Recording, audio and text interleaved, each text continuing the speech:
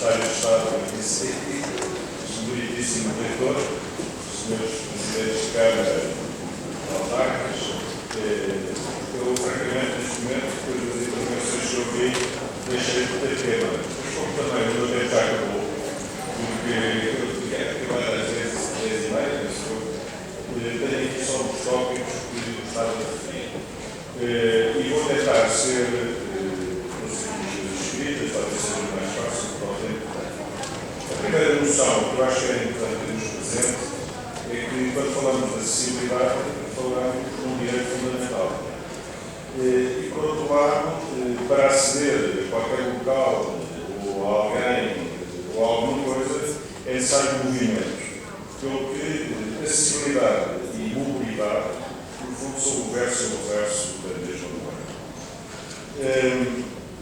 Mobilidade significa movimento, e o movimento é tão ou mais condicionado quando for confinado no espaço em que nos movemos.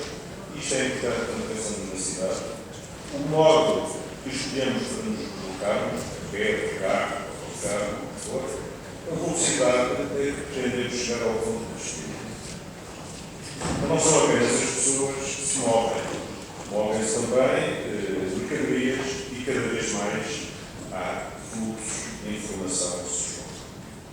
Na sociedade moderna, para aqueles que ultrapassaram o limiar de pobreza, o tempo é o bem mais escasso. Deslocamos-nos sempre mais longe e mais rápido, ou deslocarmos sempre mais longe e mais rápido, porque não se arrega, e é daí o conceito de hipermobilidade. Mas não haverá limites à hipermobilidade, desde que há este direito, portanto, o direito à mobilidade transformado num dever. O desenvolvimento da internet e do telemóvel portátil irá permitir substituir a hipermobilidade pela hiperconectividade. Estes são desafios que se colocam quando pensamos hoje nas cidades. A cidade é, por essência, um local de grande concentração de residência e atividades, num território confinado, mais ou menos confinado, com grandes exigências de acessibilidade e enormes fluxos de pessoas e mercadorias de informação que se verificam neste território. As cidades foram, normalmente, as cidades de fundação sedimentaram-se ao longo dos séculos e o seu desenvolvimento depende da geografia, da organização da sociedade e do poder, da propriedade fundiária, dos modos de construir, princípios de implantação, materiais, técnicas de construção e, na maior parte das cidades, a inserção das grandes infraestruturas de transporte, portos, ferrovias e vias rápidas foram quase sempre introduzidas com grande violência. No século XX, curiosamente, houve inovações tecnológicas como o elevador, o automóvel e o frigorífico mudaram significativamente a vida das cidades. O elevador proporcionou a construção em altura e o aumento das densidades. O automóvel revolucionou a mobilidade individual e colocou novas exigências à circulação em meio urbano. E o frigorífico permite conservar produtos possíveis, levou à reorganização do comércio alimentar e libertou a dona de casa para outras tarefas. Já no século XXI, as novas tecnologias de transmissão de voz e dados tiveram repercussões profundas na organização e forma de viver na sociedade contemporânea. E temos, de facto, a situação da hiperconectividade. Genericamente, a evolução das cidades passou desde a cidade histórica, compacta, à cidade como centro do subúrbio próximo, à cidade metrópole, dispersa, fragmentada, com o hipercentro e múltiplas centralidades. Por isso, o desafio da mobilidade em meio urbano é diferente quando se trata do centro histórico de uma cidade, cujo espaço público é restrito e não foi construído para comportar o automóvel. As áreas que foram urbanizadas a partir de meados do século XX, onde a rodovia está sobredimensionada, e temos o caso em Lisboa evidente de Marvila ou dos Oliveiras, áreas periurbanas estruturadas de baixa densidade, em que na maioria dos casos só o automóvel, o transporte individual, garante a acessibilidade de cada um. Temos situações muito diversas e é nessa perspectiva que temos que definir a estratégia de mobilidade para a cidade. A concentração da população em cidades é um fenómeno global e o desafio da mobilidade sustentável é um desafio, no fundo, de todas as cidades. E aquelas maiores progressos que conseguiram nesta matéria focaram-se principalmente em três tipos de políticas. Por um lado, o controle do estacionamento, ou a gestão do estacionamento, que diria mais, a questão dos transportes públicos e da gestão integrada dos transportes públicos e o incentivo à utilização de modos suaves, tanto da deslocação de pessoas como de mercadorias.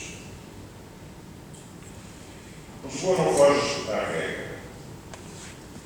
A cidade não se confina aos limites administrativos, portanto, falarmos de Lisboa em termos de mobilidade, o Presidente foi muito claro nessa matéria, não se confina aos limites administrativos do município de Lisboa. A cidade cresceu a partir dos anos 60 em mancha de óleo para as duas margens do Tejo e hoje, de facto, o termo Lisboa tem 550 mil habitantes e a área metropolitana cerca de 2,8 milhões de habitantes. Este território, por onde a área metropolitana se estende, é um território em projeto, onde a distribuição dos usos não tem uma ordem aparente, nem efetiva. As manchas urbanas estão mescladas com espaços rurais, mas é neste território que o município de Lisboa continua a ser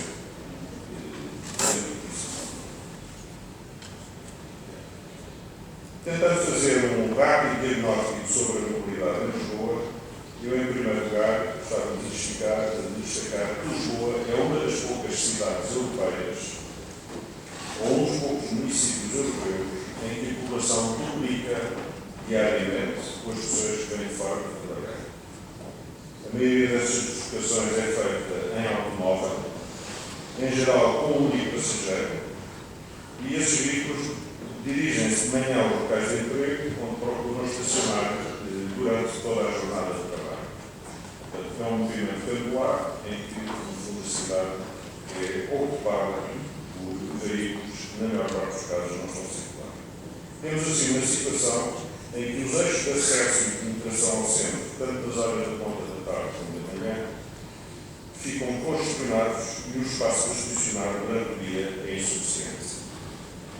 Devido ao modo como a área metropolitana se expandiu, à falência do transporte público e da aposta no transporte individual, com uma taxa de utilização sempre crescente, esta situação vai se agravando há décadas, com uma ligeira inflação política com a crise de 2008.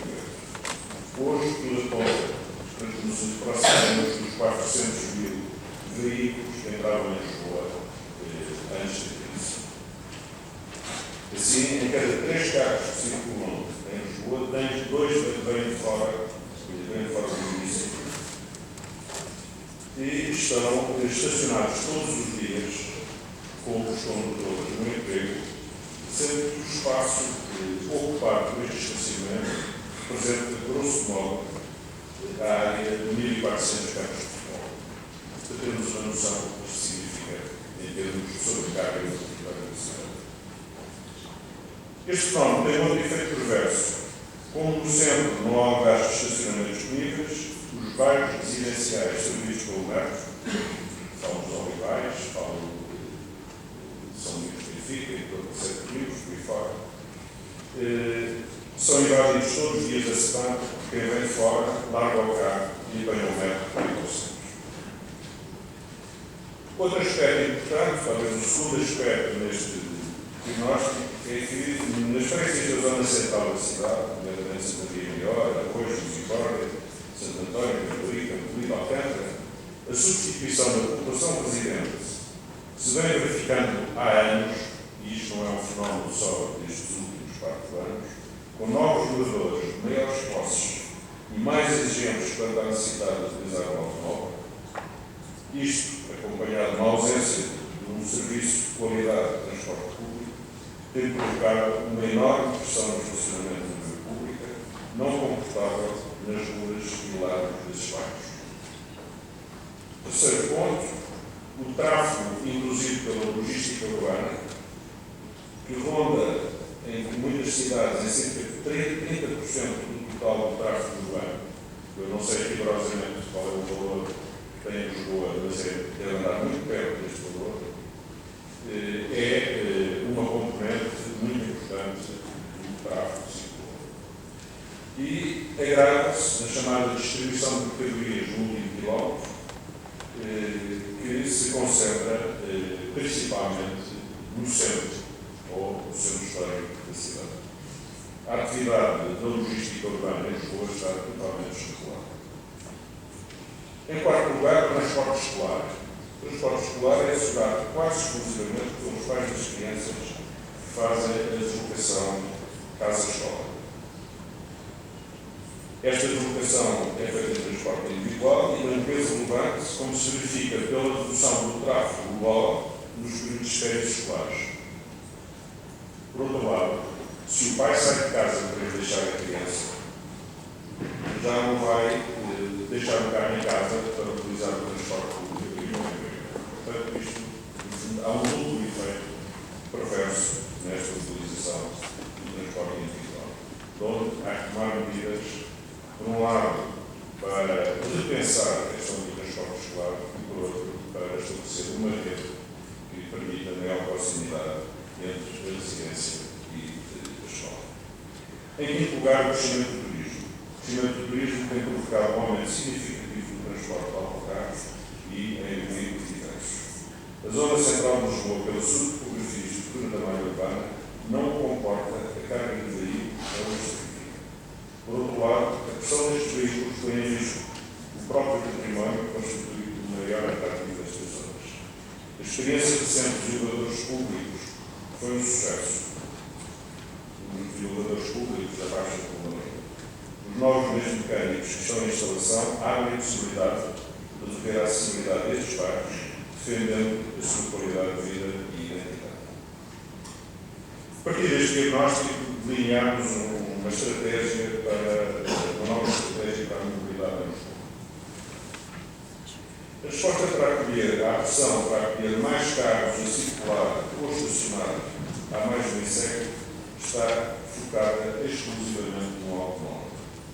Maior capacidade da rodovia, maior velocidade de descolamento, maior oferta de estacionamento.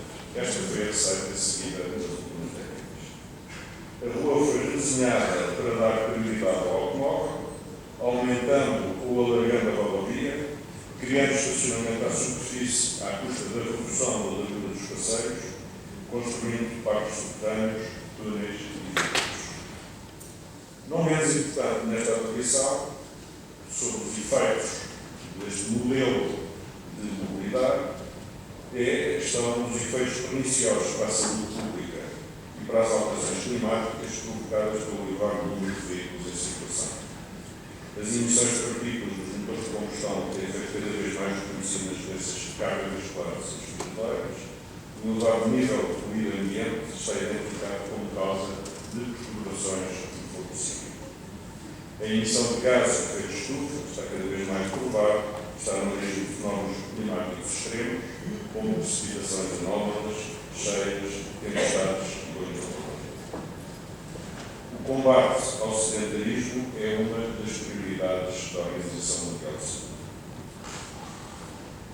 Portanto, eu diria, sem reduzir o número de veículos que circulam em Lisboa, a mobilidade no centro da cidade não tem solução. Este caminho da estratégia seguida nas últimas décadas é um caminho sem fim. O aumento da oferta induz a procura. Manter a mesma estratégia levará fatalmente a estrangular a cidade, com a rodovia, ao congestionamento e ao extremo duplimento da circulação, e no extremo ao duplimento da circulação, a aumentar a segurança do peão, a degradação da saúde pública, ao aumento do risco de fenómenos naturais extremos. O desafio que se nos coloca de termos uma cidade mais saudável, mais vivível, economicamente eficiente, climática e energeticamente sustentável, passa por uma nova estratégia que assenta nos seguintes vetores. Primeiro, aumentar a utilização do transporte público como principal modo de deslocação no interior do município, reduzindo o número de automóveis em circulação na zona central da cidade. Segundo, criar condições para uma muito maior utilização dos modos suaves, a marcha a pé e a bicicleta. Terceiro, alargar o conceito de zona 30, protegendo as áreas urbanas pela sua vivência e características históricas, não comportam uma utilização intensa do automóvel. Quarto, regular e desenvolver novos conceitos de logística urbana mais eficiente e sustentável. Quinto, reorganizar os transportes dedicados, em particular o transporte escolar e o transporte turístico, que têm um grande impacto na circulação do jogo.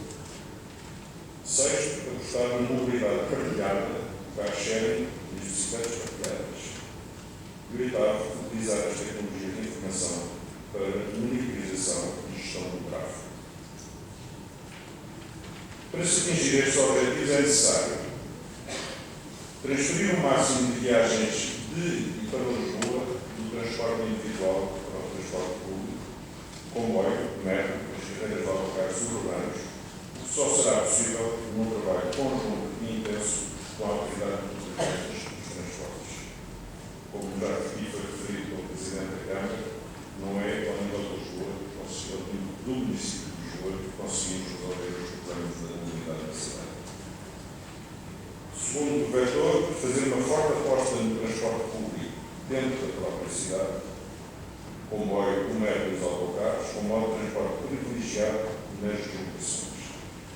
Assegurar a continuidade da linha de Cascais à linha de Cintura, um projeto que há vários anos defendemos e que o Presidente há pouco referiu, e que os comboios afertados cheguem à Estação do Oriente, porque não há razão, como em muitas outras cidades, os modos pesados não sejam utilizados como modo de transporte urbano. Terceiro, ligar a Estação do Barco ao Castoré e prolongar a linha vermelha de São Sebastião e Campo da Rica. São medidas que estão contempladas no plano da Câmara Municipal e que nos parecem essenciais para melhorar o serviço de transporte. Terceira ideia é desenhar a rede autocarros de Paris em 3 níveis diferentes. Uma rede de proximidade, a rede de bairros, organizada por freguesia e que permita a acessibilidade aos equipamentos e às necessidades básicas de população. Uma rede de distribuição geral em toda a cidade e uma rede rápida, de metrobus ou de meio similar, ligando diretamente os grandes geradores de deslocações, postos de emprego, universidades, hospitais e áreas residenciais de alta densidade e que conecte as estações de comboio, cruzando todas as linhas de metropolitana e de centro. A gestão articulada desse sistema de transportes será um instrumento muito potente para inverter a atual distribuição de obras nas deslocações no interior do município, reduzindo a necessidade do transporte individual. Nos últimos 5 anos, a distribuição modal em Lisboa passou da primazia do transporte público para a primazia do transporte individual. E isso é, obviamente, insustentável. Outra ideia força, melhorar o funcionamento dos interfaces com importantes locais de transferência de modo. Construir grandes parques biciclosas ligados à rede de transportes pesados em sítio próprio, ferrovia e metro, nas entradas do município ou diretamente articulados com o eixo norte-sul. Quando falamos em estacionamento, falamos essencialmente em 2 linhas de orientação. Por um lado, parques biciclosas nas entradas da cidade e sempre ligados aos interfaces e à rede de transportes públicos, ou outra componente absolutamente importante e fundamental são os parques para residentes 24 horas por dia, que permitam efetivamente ao residente fazer a opção pela utilização do transporte público, porque não é obrigado todos os dias às 8 da manhã a tirar o carro e circular no seu carro, como acontece hoje em muitas zonas da cidade. Também completar a rede ciclável, unindo todo o município e estabelecendo a continuidade com as redes dos municípios vizinhos, Esta rede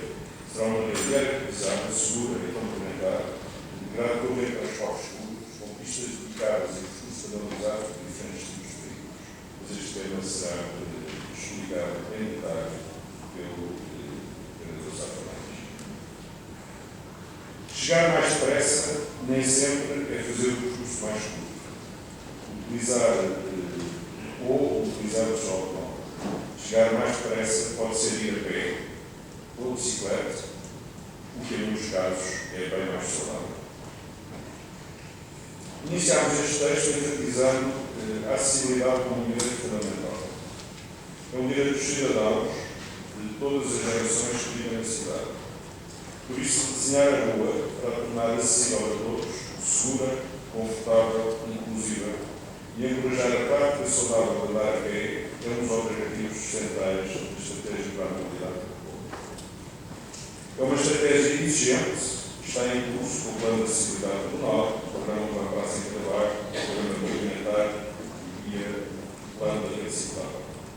É uma estratégia que nem sempre é compreendida, mas que necessita de ser prosseguida se queremos ter uma mobilidade sustentável em Lisboa. Muito obrigado.